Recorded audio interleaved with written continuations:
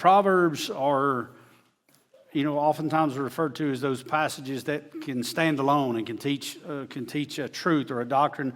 Just pull one right off the page and you can take it and run with it, and that's true.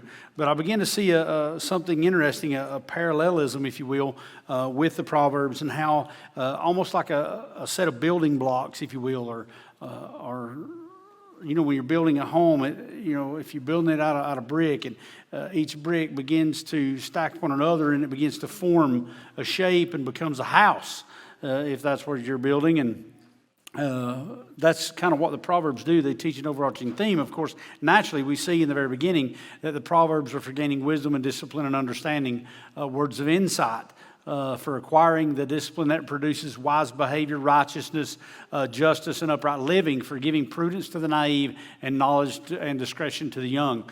So with that being said, these things build upon one another. They teach, while they have individual themes in themselves and they can teach on surface level, there is also another thing that appears to be going on in the background that's teaching more of a theme overall, and using a lot of figurative language to do so. As I mentioned that, I'm going to go through this really quickly. This was my fancy slide that I made up like last week, and just to try to impress Jeremy, and all the different things that we deal with in Proverbs chapter 13. As I mentioned, that there's a lot of stuff to cover. The only one that anybody paid any attention to was that last one, beating your kids with a stick. And everybody's like, finally, we're getting somewhere. Amen. They're like, yeah, talk to me, preach it. And so we're going to talk, I don't know if we're going to get there today, but we're going to continue to talk about all these different crazy ideas that are going on. We have things about hearing instruction and hating lies and overthrowing sinners and acting rich but having nothing, and acting poor and being wealthy, and sick hearts and healing, and uncultivated fields, abundance food, desire of sluggers, and all these different things. There are a lot to cover. And we went through the first 4 verses, but I want to talk just for a second about this word. As I mentioned, that proverb, the word proverb in the Hebrew can also be translated, the word is parable. This book can be titled Parables. Adequately so, the book of Proverbs can be titled Parable. It's the same word. It's the same exact word. Matter of fact, in the 39 times it's used in the King James Bible, 19 times it's translated as a proverb, as the word proverb. 18 times it's translated as parable. So they can interchange. And we talk about what a parable is. It's an earthly story that teaches a spiritual truth, or a simple story to convey some reality. And it doesn't even mean that the story has to be true or literal. It just has to teach a truth. And therefore, the proverb or parable, by definition, is usually metaphorical in nature, and hence a simile. It's a byword. That's another way it's translated. One time it's translated as byword, or it's translated as the word like one time in the King James Bible. It is something that is constructed in parallelism, and usually in Hebrew wisdom, if you will. And of course, the definition for parallelism is a use of successive verbal constructions in poetry, or in which correspond in grammatical structure, sound, meter, or meaning, etc. In other words, these things stitch together to teach us something. We've been hearing it over and over and over and over and over again as we're going talking about the comparison between the wise and the foolish. Wisdom and foolishness, righteousness and wickedness. And we're hearing this contrast going along, but they're teaching this parallel, or this parallelism, if you will, suggests a connection of meaning through an echo of form.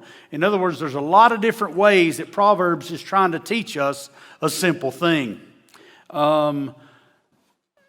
I'm going to go through these, all of them, really quickly. I'm going to read them. I made them bigger where you can hopefully read them this week. For those who couldn't see them last week, they're a lot smaller.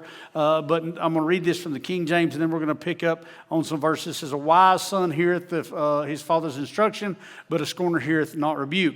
A man shall eat good by the fruit of his mouth, but the soul of the transgressors shall eat violence. He that keepeth his mouth keepeth his life, but he that openeth wide his lips shall have destruction.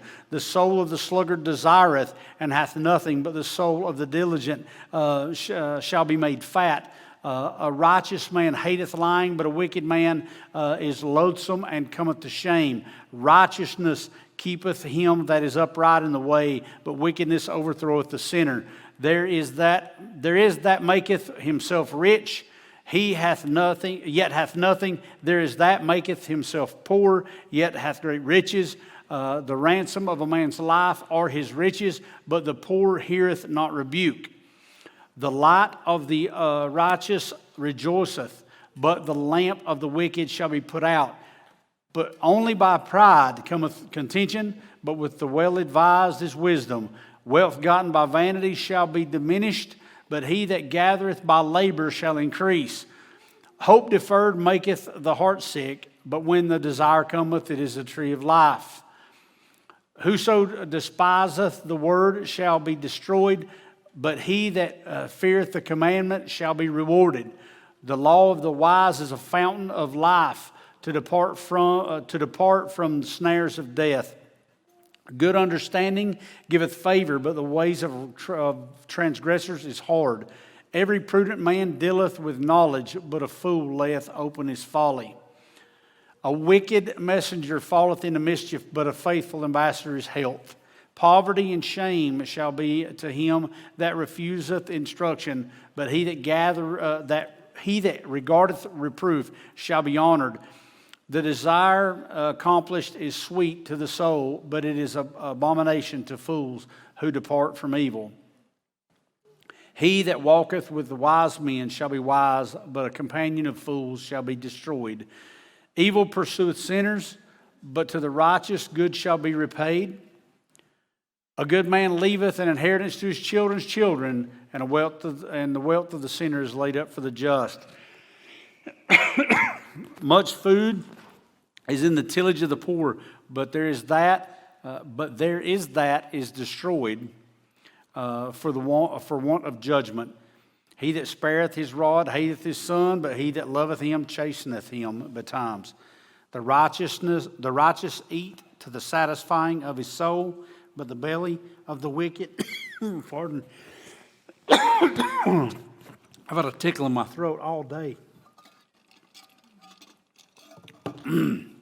But the righteous eateth to the satisfying of his soul, but the belly of the wicked shall want. I'm trying not to blow your ears out when I cough in this microphone. So, with that being said, we dealt with 4 verses last week. And we talked about how these are intricately connected, and how that I made sure to clarify that Proverbs are not promises as they're often preached, but rather they're parables. They're not promises that teach an overarching truth. In verse 1, I talked about how the wise, or the intelligent son, or children rather, heareth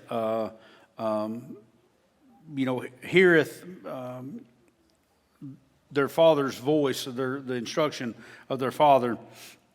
But the scorner, or the one who mocks at or opens his mouth at, rebukes, reproof. I talked also about verse 2.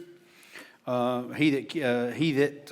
man shall eat good by the fruit of his mouth, and I explained that through the Septuagint and what this is saying. This has to do with teaching. This has to do with wisdom, about receiving wise instruction, and about how people can eat or feed on wise instruction. So there's metaphor in this. I talked about the one who keeps his mouth, the one who wants to listen more than he wants to talk, or when he's talking about things he does not know about, he would be better off, and it is good for him to keep his mouth closed and to listen. And I went through that. I would encourage you to go back, and I went through this in great detail. I'm just trying to do this for the sake of time. But in verse 4, it talked about the sluggard. And how this sluggard, we read this at surface value, and it says, our mind goes to a man who's lazy, we go to the verse that says, a man who won't work shouldn't eat. And however that is true, in the surface level of verse 4, the soul of the sluggard desireth and hath nothing. In other words, if you're not willing to work for it, you shouldn't get it. And you will be desiring but have not. And while that is absolutely true, here the metaphor here, if all this chapter is stitched together and means something, it's talking about the difference in those who hear, listen to, or adhere to wisdom versus one who despises or rejects wisdom. And here the sluggard is the one who wants, but he's not willing to do the work to get it. And it tells us that the soul of the diligent will be made fat. In other words, when a man desires or seeketh after righteousness, he's seeking for the wisdom that was found in the word of Yahweh, that he will be filled, he will be made fat, is what it's telling us about.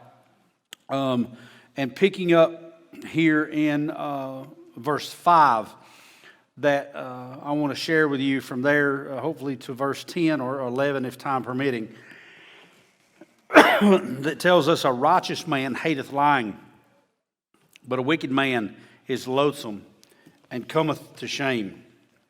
Here we see, I'm going to kind of start to paint you, and I'm trying to get our mind focused and try to prepare you to put on a set of lenses where you're looking at these verses rather than just surface level when it's talking about lazy people that don't have and diligent people becoming fat. In other words, those who work hard, rather than just looking at the surface level, we're looking at this through the lens of seeking and thirsting after righteousness versus foolishness and being against rebuke or reproof, rather. So, in verse 5, let me get back here in my notes again. Let's see here. In verse 5, we have a righteous man hateth lying, but the wicked man is loathsome and cometh to shame. Here, to give you some of the lens to look at the way, look at these metaphors here a certain way, is we look at the righteous man is one that is, quote unquote, would equal that of the lover of truth, or one who hates falsehood, rather. So therefore it says that's why he hates lying. Let me get, oh good grief, my phone's not working with me, guys.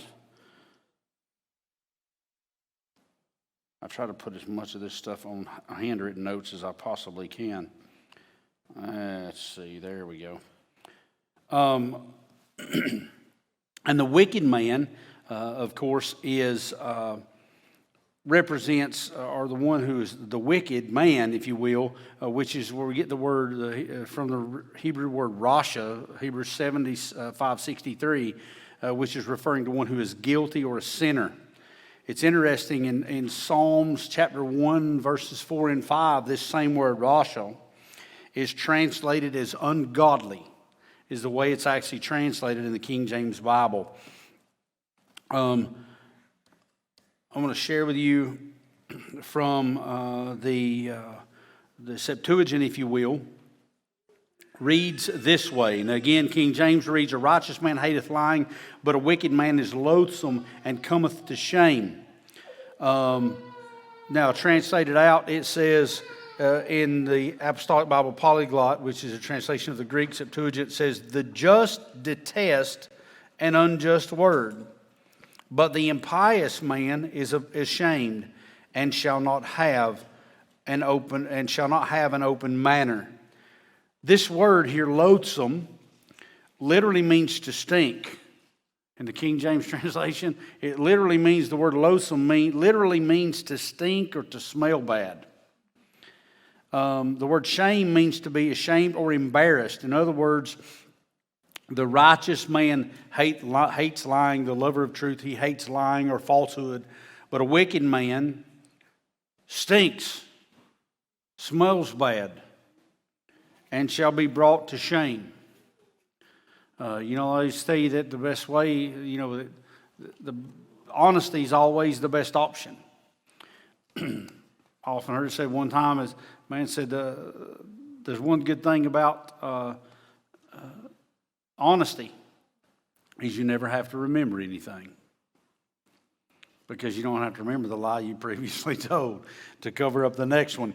But anyway, here the message here is talking again about the lover of truth, versing, and this is this climactic theme of one who loves or desires or seeks after truth or loves truth and hates falsehood, and how the comparison is that when you have the wicked one or a wicked person or the guilty sinner, one who is a criminal, if you will, the Rasha, the wicked man, and how he will be brought to shame.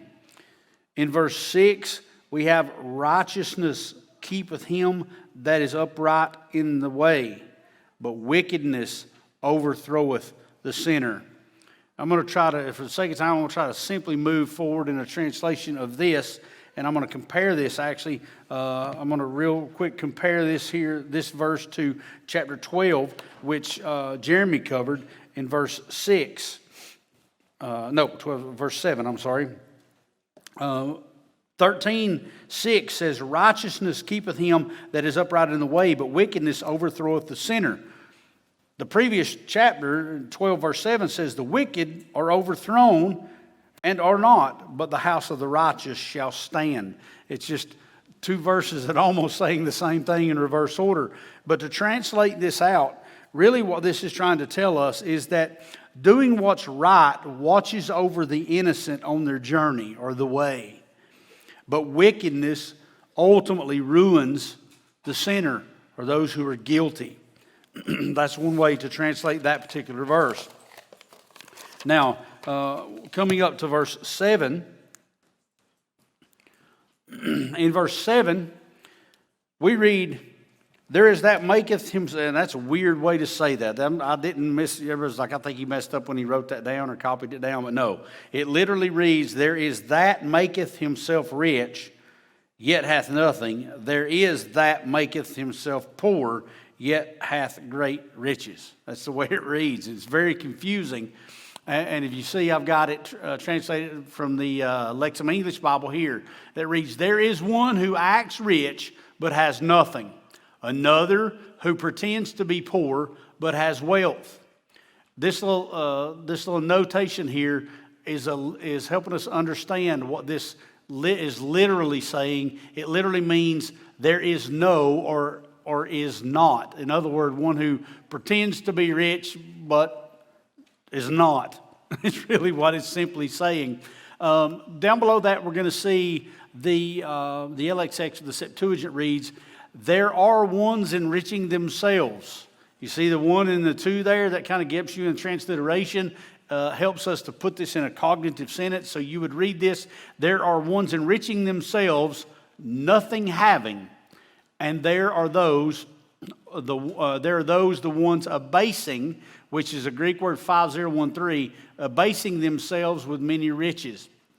Now I want to compare this Proverbs 12:9, which Jeremy touched base on the other day. And again, we read it here in the King James, he that is despised and hath a servant. You may remember when Jeremy was talking about that. And I'm not contradicting anything Jeremy was saying. The way Jeremy presented it was absolutely true. But I'm giving you another angle to look at it, again, through the lens of the Septuagint, if you will. Says it, words it a little different, teaches the same overarching theme, but uses a little bit different. I'm going to use a little bit different analogy to do so. It says, he that despiseth, or he that is despised and hath a servant, is better than he that honoreth himself and lack bread. It's interesting the way that the translation comes out in the Septuagint. Now, this is the Greek, and then translated into English is this way. Better a man with dishonor serving himself. Interesting, the King James talks about it's better a man, he that is despised and hath a servant. It almost talks about a man, it gives us an idea of a man who just only has one servant, right? The LXX, or the Septuagint, translates, better a man with dishonor serving himself. Because in ancient days, the one who had servants, they were the ones who were lifted up. They were the ones who, they were the big eyes and little U's, and the guy who had servants was the one who was looked at as prominent. But here he said, better off is a man with dishonor serving himself. And I think of this, and I'm thinking about when I hear the word serving, I'm thinking about a term like when it comes to food. If a man were to be a servant, were to bring you food rather than having to get up and make your own plate, if you will, he tells us better a man with dishonor serving himself than the one putting value on himself and feeling want of bread. It's the same message that Jeremy was trying to teach the other day. He was trying to convey to you where he says, it's better, you're better off to be lowly rather than to act like somebody you're not.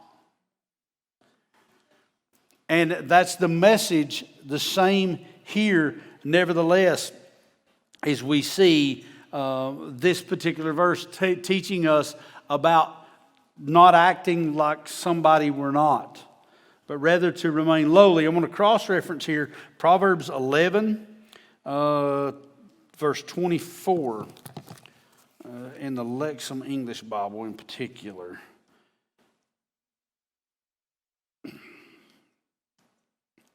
Reads this way: "There is one who gives yet grows richer, but he who withholds what is right only finds need."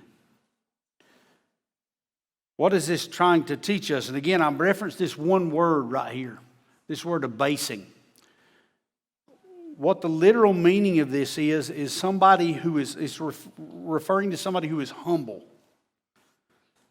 A man who humbles himself, who is humbled, who doesn't go around acting higher and mightier than he should.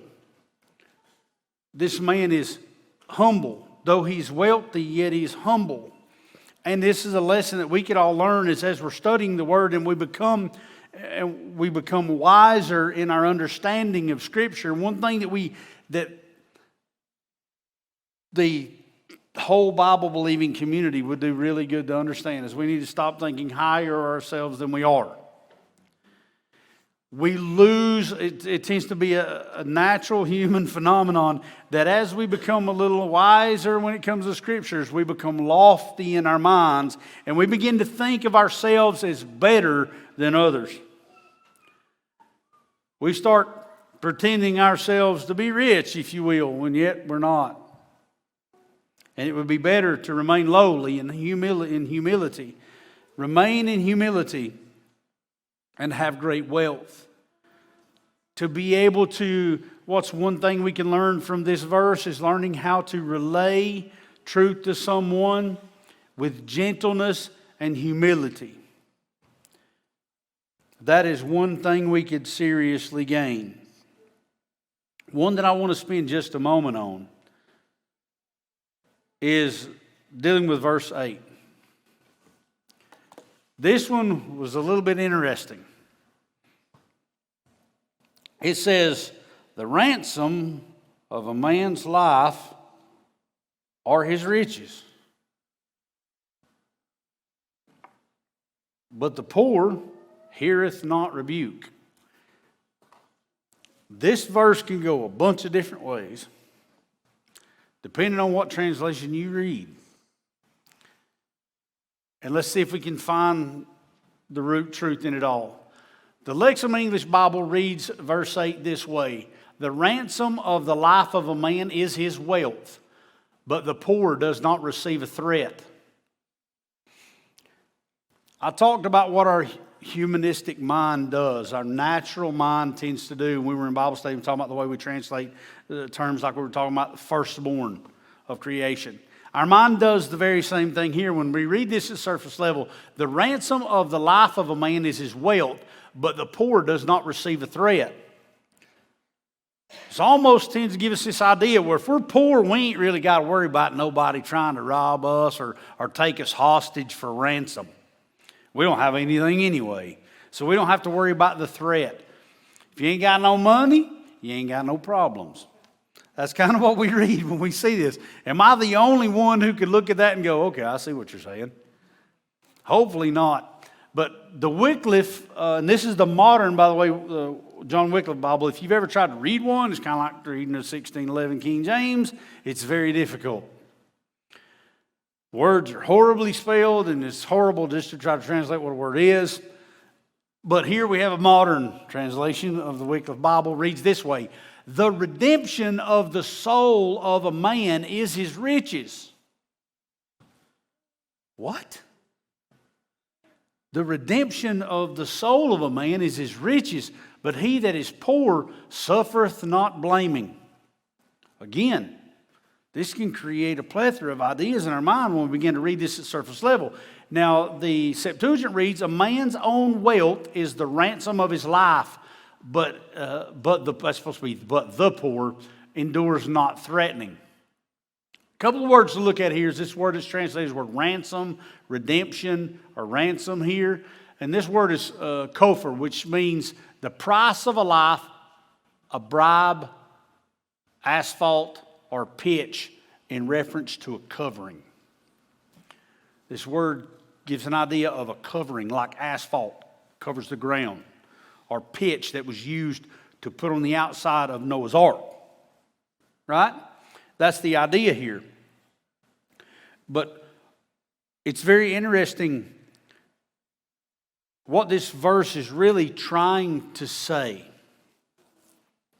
Let me share with you a couple of verses. First one's going to be in the usage of this word, by the way. We're going to look at the word, this particular word in Exodus chapter 21, verse 39, 21, verse 29 and 30, if you'll follow along with me. Exodus 21, verse 29 and 30. This is instructions in the Torah, talking about what happens. And I'm going to read it in the King James. It says, but if the ox were wont to push with his horn in time past, and it hath been testified to his owner, and he hath not kept him in, but that he killed a man or a woman, the ox shall be stoned, and his owner shall be put to death. In verse 30, 29 is for context. Verse 30 is what we're talking about. But if there be laid upon him a sum of money, then he shall give for a ransom of his life whatsoever is laid upon him. We hear a phrase here, ransom. Interestingly enough, it's not the same word. It's a different word. But this word is where Wycliffe got the idea of this word, redemption. Because the word in Exodus chapter 21, verse 30, is the word pidyon, which means literally a ransom or redemption. We're like, Jason, what's this got to do with the word we're talking about? Because in that same verse prior, it reads, if there be laid on him a sum of money. Two guesses what that word is. The sum of money is the same word as this one, kofar, price of a life, a bribe, a covering. What this in Exodus 21 verse 30 says, if the penalty is a sum of money, that he gives it for a ransom, or if a kofar is determined to offer for pidyon, which is the redemption. In other words, you pay a sum of money to redeem your life. In other words, the ransom of a man of the life of a man is his wealth. Let's look at one other place, and I won't go to it for the sake of time, but this word kofar in Amos chapter 5 verse 12 is actually translated in the King James Bible as bribe, as in bribing someone taking a bribe.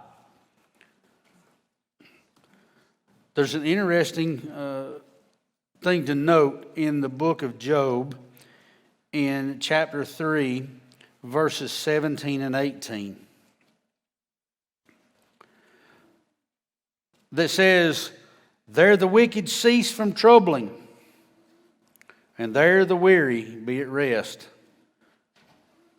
There the prisoners rest together, and they hear not the voice of the oppressor. Now, when we read this, if we think about it, we can link a cognitive thought that our mind goes to right here. The ransom of the life of a man is his wealth, but the poor does not receive a threat. You're like, Jason, what's that have to do with Job? This is talking about one who is wicked, who does not cease from troubling until he's been placed into prison and he's at peace. Why is he at peace? Because he doesn't have to worry about them chasing after him anymore, and he doesn't have to worry about hearing those coming after him. But there's a symbolism here. Are we to suppose that we look at this and say that a man is very, that riches are a good thing that can save him out of trouble? Actually, let me share with you here just a second before I go there. Verse 8, let's see. Oh, wrong verse. I get my phone will not work with me today. Let me share with you about the mindset and about how it goes wrong and about how we think about this from a simple linear human format. I'm going to share with you two different commentaries on this same verse. The first one is commentary in Jamieson Fawcett Brown, which says, riches save some from punishment, while others suffer because they will not heed rebuke of sloth, which makes and keeps them poor. But now, John Gill, which I believe is a horrible, incorrect translation or understanding of this verse, says, but the poor heareth not rebuke, or no charge or an accusation is brought against him, and no rebuke or reproof is given to him. Very different spectrums about the way this verse is looked at.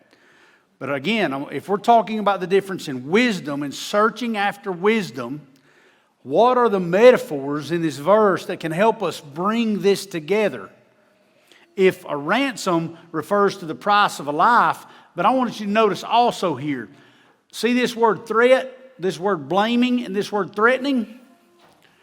This is the same exact word used. Here it's translated, this Lexham English translates as threat, it's translated as blaming, it's translated as threatening. You can look a lot of different other ways they translate this in different English translations.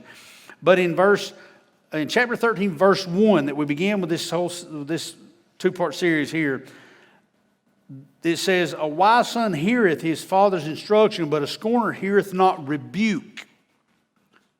Same word, ge'ara, which means a rebuke, a reproof, or a chiding. In other words, a scolding. The word chiding literally refers to verbal scolding, if you will, as if one getting on to their child for being wrong or disobedient. So if we can look at it that way, we read it about how, again, we hear that, as in John Gill says, that a poor man, he doesn't have anything to worry about. He doesn't hear rebuke or no charge or accusation is made against him, gives along the lines of the same idea that I've already presented, that when we read this, it means, well, if we're poor, we don't have to worry about anything. Nobody's going to want to bother us. We're not going to get kidnapped and held for ransom money. We don't have anything anyway. We don't have to worry about the threat. The problem we're missing here is these phrases here. Does not receive. Endures not. Threatening. Translate that the way it should be, and it would say, does not receive rebuke. Endures not a rebuke or a reproof. So what's the metaphor? What's the understanding here? It's this. Riches represents those who hear, receive, or search for godly wisdom. Which does what? redeems a man, saves a man. It's godly wisdom that will save a man out of trouble. Just like money can be used as a ransom to cover the price of a crime that I just pointed out in Exodus 21. But the poor here is one who represents one who will not receive or will not listen to reproof or rebuke. Or in other words, he's the fool. Just like a lazy man who starves for lack of food. When we see this through this correct lens, we begin to see this picture being painted. The ransom of a man's life or his riches, where a man's treasure is, there will his heart be also. Yeshua said that, right? So if the riches here are considered to be wisdom and understanding how to do what is right or to live righteous, one who hears or receives or searches after godly wisdom or the word of Yahweh brings about redemption and salvation. How? Because it teaches us wisdom.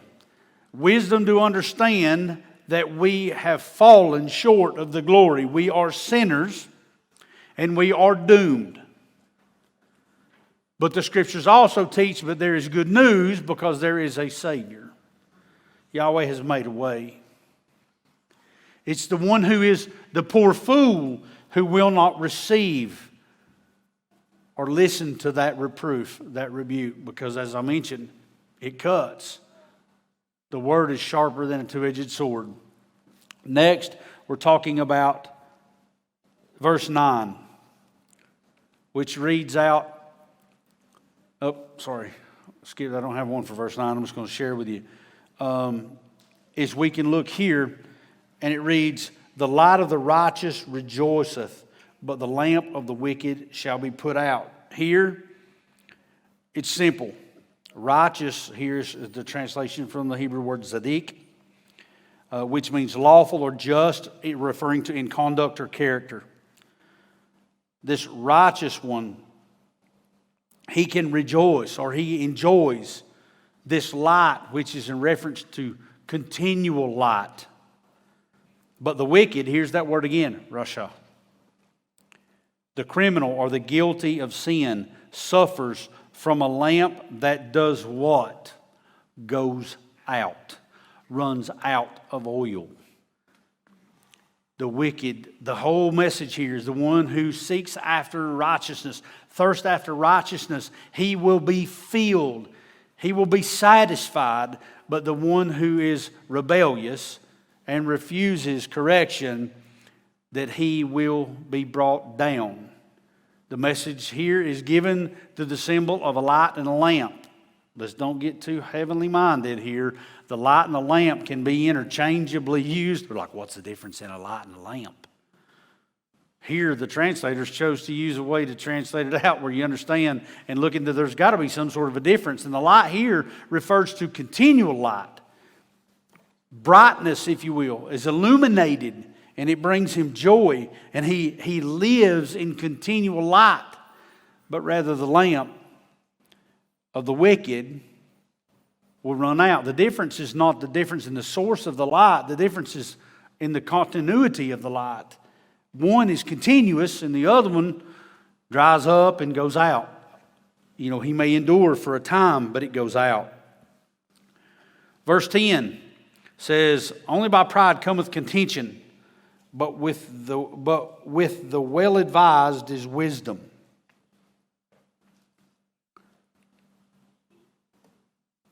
Here's the way this word is translated in different translations here. Whoa, I looked up, my screen was gone. It says, only by pride cometh contention, but with the well-advised is wisdom. The Holman Christian Standard reads, arrogance leads to nothing but strife, but wisdom is gained by those who take advice. The Septuagint translates, an evil man practices evil with insult, but the wise are arbitrating themselves.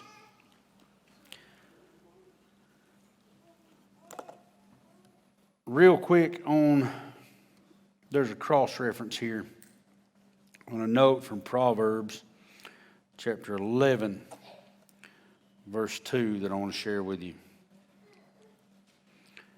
There's several verses here that we can go along with this. Pride precedes, this is Proverbs 16:18. Pride precedes destruction. An arrogant spirit appears before a fall. Before a man's downfall, his mind is arrogant, but humility precedes honor. That's Proverbs 18:12. Proverbs 26:12. Do you see a man wise in his own eyes? There is more hope for a fool than him. Proverbs 29:23. A person's pride will bring about his downfall, but the humble in spirit will gain honor. Proverbs 27:2.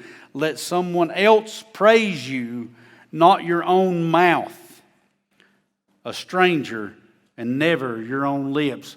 We should never begin with I lifting yourself up in some way.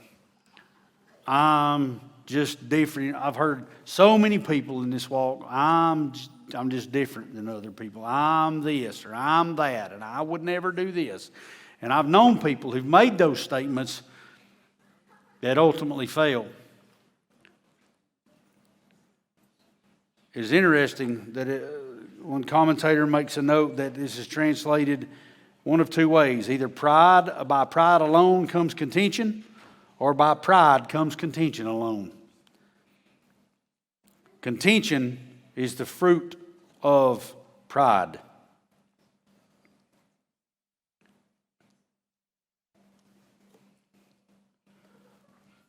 Let's see here.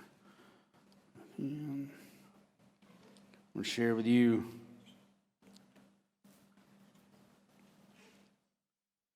Jameson Fawcett Brown says this simple statement about this verse.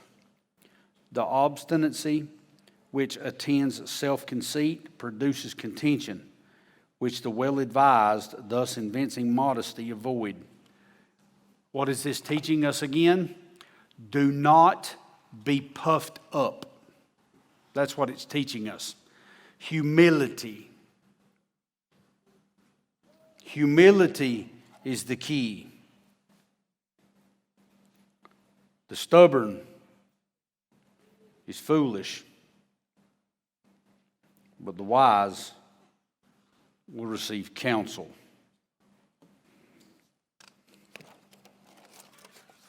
In verse 11, and I'll wrap it up with that. Wealth gotten by vanity shall be diminished, but he that gathereth by labor shall increase. And I'm just going to share with you a couple of commentaries on this particular one. Adam Clark has this to say about this verse. Wealth gotten by vanity, wealth that is not the result of honest industry and hard labor, is seldom permanent.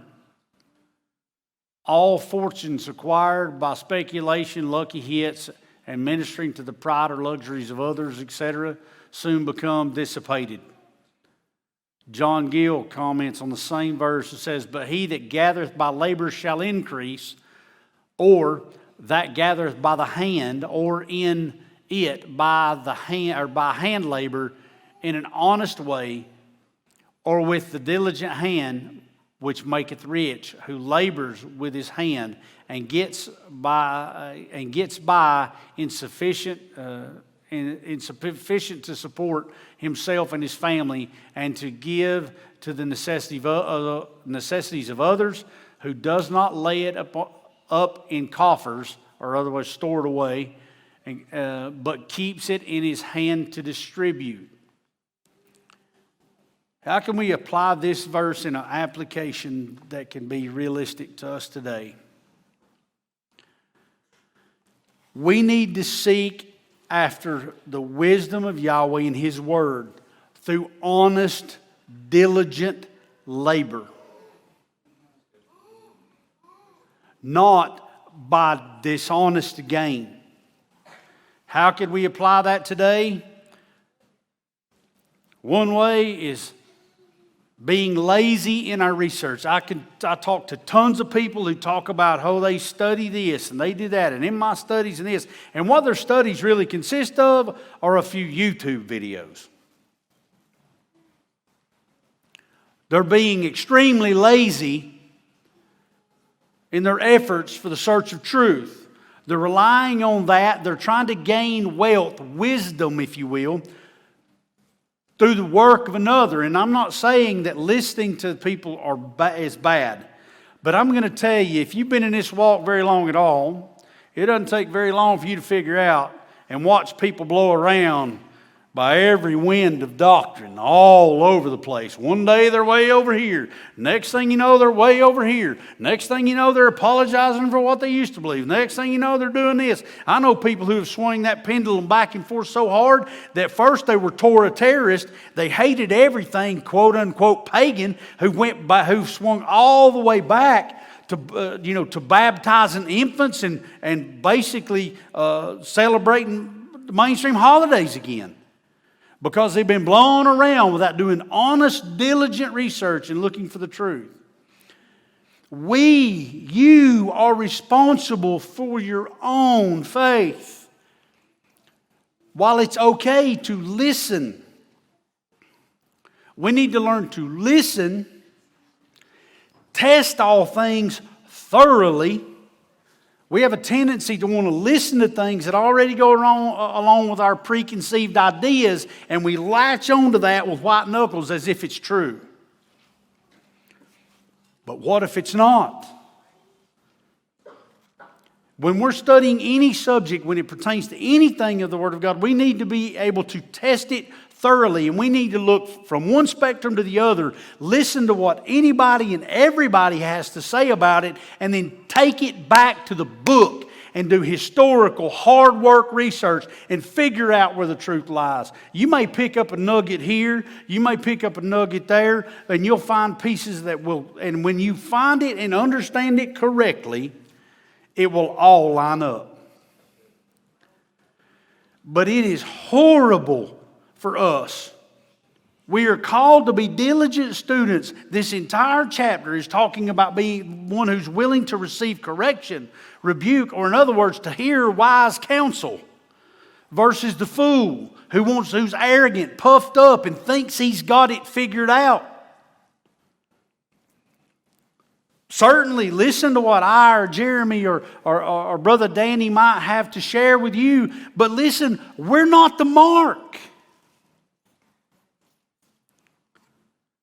I'm not the go-to. I'm not the guru, and neither are they, or neither is any man who claims to be.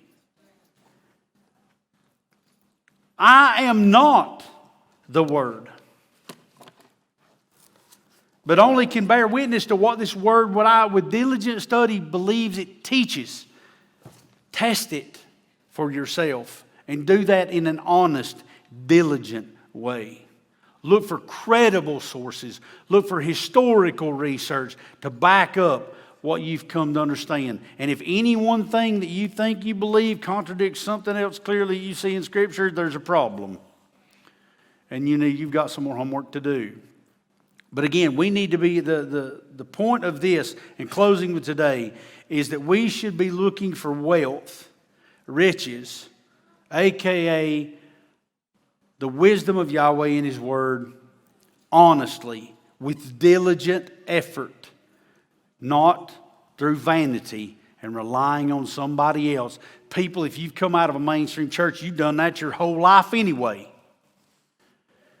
How many of us just eat it by the spoonfuls? Whatever was coming out of that pulpit, we were just listening to as they shoveling it down our throat, not understanding half of what we were hearing, but just thinking, well, they must know what they're talking about.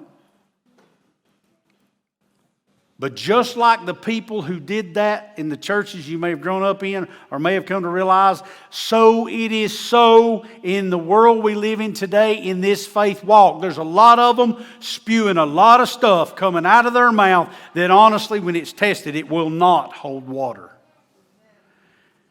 And it is our fault. The Scriptures teach us it falls squarely on our own shoulders to test it and challenge it. Because if it is truth, and I'll leave you with this word, there is never a fault in testing truth or what you already believe or have come to believe to be true. There's no harm in testing it over and over and over again, because if it is indeed true, it will always stand the test. May Yahweh bless you, and I hope there's something you can take home from that today.